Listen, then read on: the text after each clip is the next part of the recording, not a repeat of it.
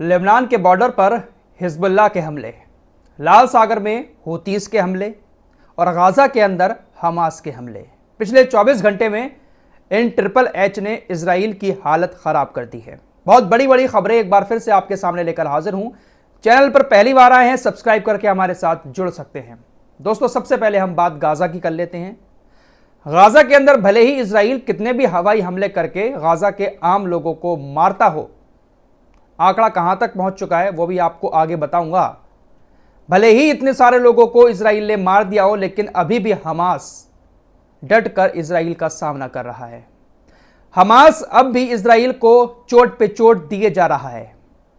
कल हमास ने इजराइल के टैंकों पर हमला किया, जिसमें 11 इजरायली सैनिकों की मौत हो गई है। सबके नाम भी हमास की तरफ से जारी किए गए हैं। यानी हमास ने हमला करने के बाद उनको मारा और उसके बाद उनकी पहचान भी की और सबके नाम भी हमास ने जारी किए हैं और इनकी मौतों को इजराइल ने भी कबूल कर लिया है।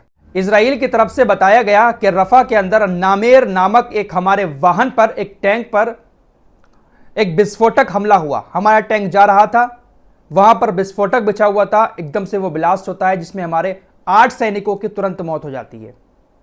8 सैनिक तुरंत मर गए, एक घायल हुआ था, उसकी भी मौत हो गई। उसके अलावा 2 और ऐसे सैनिक थे जिसको हमास के लोगों ने रफा के अंदर मारा है।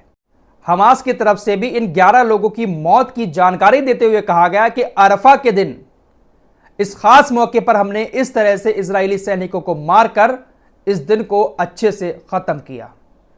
कल हज का दिन था, अरफा के मैदान में हज कंप्लीट हुआ है, उसी का जिक्र हमास ने किया है कि हमने 11 इजरायली सैनिकों को मारकर अरफा के इस खास दिन को समाप्त किया।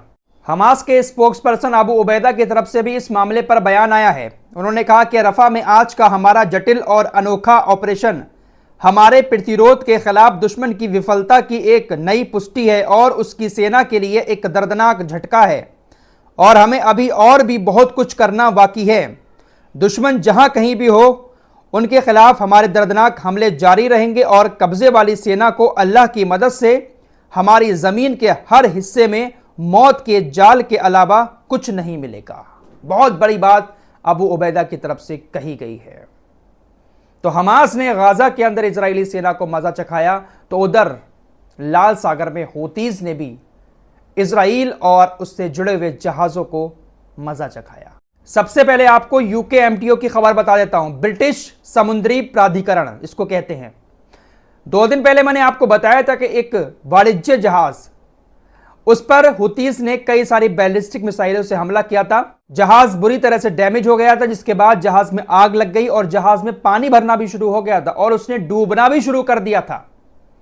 यह भी मैंने आपको बताया था कि जो क्रू मेंबर्स हैं, चालक दल हैं, उन्होंने जहाज से नियंत्रण खो दिया था और उसके बाद क्रू मेंबर्स को निकाला जा रहा था। यानी जहाज छोड़कर चालक दल भाग गया था। यूकेएमटीओ ने एक बार फिर इस बात की जानकारी दी है कि वो जहाज अभी भी जल रहा है और डूबता जा रहा है। यूकेएमटीओ ने अपने स्टेटमेंट में कहा कि हूती आतंकवादियों ने, ये लोग आतंकवादी कहते हैं हूतीस को, इसलिए उनके नाम के आगे आतंकवादी लगाते हैं। स्टेटमेंट में कहा गया कि हूती आतंकवादियों ने कोयला वाहक ट्यूटर पर हमला किया, जिससे गंभीर क्षति हुई और चालक दल को लाल सागर में जहाज छोड़ने के लिए मजबूर होना पड़ा। होदैदा के पास मिसाइल हमले के बाद जहाज को चलाने में नाकाम होने के बाद चालक दल का एक सदस्य लापता है। हमले के बाद चालक दल जो था वो जहाज छोड़कर भाग खड़ा हुआ, लेकिन एक अभी भी उसका सदस्य लापता है। कहां गया किसी को कुछ नहीं पता है। यह हुई 2 दिन पहले जहाज पर हुए हमले के बाद। कल फिर हुतीज ने एक और जहाज पर हमला किया, जिसका नाम है MV वर्बेना। इस जहाज पर भी हमला किया और इस जहाज को भी तगड़ा नुकसान हुआ है और यह जहाज भी डूबने की कगार पर पहुंच चुका है, डूब रहा है। इसका भी चालक दल जहाज को छोड़कर भाग खड़ा हुआ है। तो पिछले 4 दिनों में हूतीज ने ये जो 2 हमले किए हैं जहाजों पर, ये खतरनाक थे। जहाज को बहुत नुकसान हुआ है, चालक दल जहाजों को छोड़कर भाग गए हैं, जहाजों में आग जल रही है और जहाज डूब रहे हैं। तो गाजा में हमास के हमले, लाल सागर में हूतीस के हमले और अब लेबनान की तरफ आपको लेकर चलता हूं। हिजबुल्लाह वहां पर लगातार आग बरसा रहा है उत्तरी इजराइल में। हिजबुल्लाह की तरफ से कहा गया है कि दक्षिणी लेबनान नर्क कब्जे वाले का इंतजार कर रहा है, यानी इजराइल का इंतजार कर रहा है। हमने अभी तक अपने मेन हथियारों और बलों का उपयोग ही नहीं किया है। यह भूगोल सर्वशक्तिमान अल्लाह ने मूल रूप से कब्जाधारियों और हड़पने वालों को अपमानित करने, उखाड़ फेंकने और नष्ट करने के लिए बनाया था। आसान भाषा में समझाऊं तो हिजबुल्लाह का कहना है कि उत्तरी इजराइल पर लेबनान के बॉर्डर से हमने अभी तक अपने जो मेन हथियार है उसका इस्तेमाल किया ही नहीं है और ना ही अभी पूरी ताकत दिखाई है।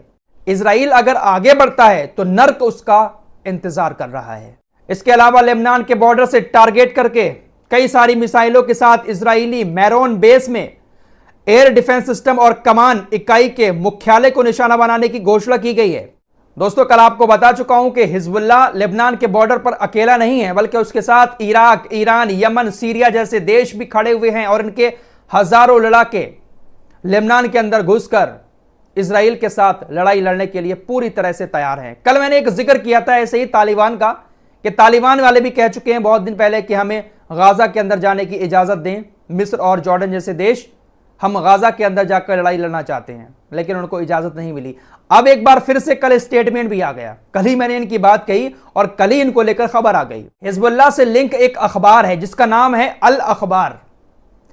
इस अल अखबार के एक काफी फेमस पत्रकार ने लिखा कि तालिबान ने मौका आने पर इजराइल से लड़ने के लिए हजारों लड़ाकों को भेजने की अपनी तैयारी के बारे में ईरान को इन्फॉर्म कर दिया है। तालिबान ने ईरान को इन्फॉर्म कर दिया है कि अगर लेबनान के बॉर्डर पर इजराइल जंग शुरू करता है पूरी तरह से, तो हमारे हजारों लड़ाके भी इजराइल के खिलाफ लड़ाई लड़ने के लिए तैयार बैठे हैं और हम भी लेबनान के अंदर जाकर हिजबुल्लाह का साथ देते हुए इजराइल के खिलाफ लड़ाई में शामिल होंगे।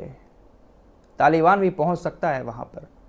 इससे आप अंदाजा लगा सकते हैं कि ये 5-6 गुट जो मिल रहे हैं ना, ये इजराइल की हालत किस तरह से खराब कर सकते हैं। मोसाद ने भी वैसे धमकी दी है कि आने वाले कुछ दिनों में बहुत खतरनाक जवाब लेबनान को दिया जाएगा। हम अपने हथियारों के भंडार को अभी भर रहे हैं, हथियारों को जमा कर रहे हैं और तगड़ा जवाब दिया जाएगा लेबनान को, हिजबुल्लाह को।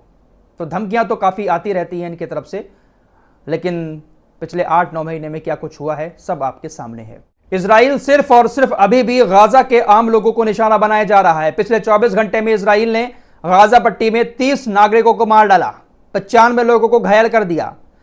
अक्टूबर से लेकर अब तक इजरायली हमलों में मरने वाले फिलिस्तीनियों की संख्या 37,296 हो गई है। 85,197 लोग बुरी तरह से घायल हैं और हजारों लोग ऐसे हैं जो लापता हैं, जिनका कुछ अता पता नहीं है वो कहां गए, कहां क्या गए, बल्कि उनकी मौत ही हो गई है। क्योंकि बड़ी बड़ी बिल्डिंगें जब गिरी हैं तो सभी लोगों को रेस्क्यू करके नहीं निकाला गया है।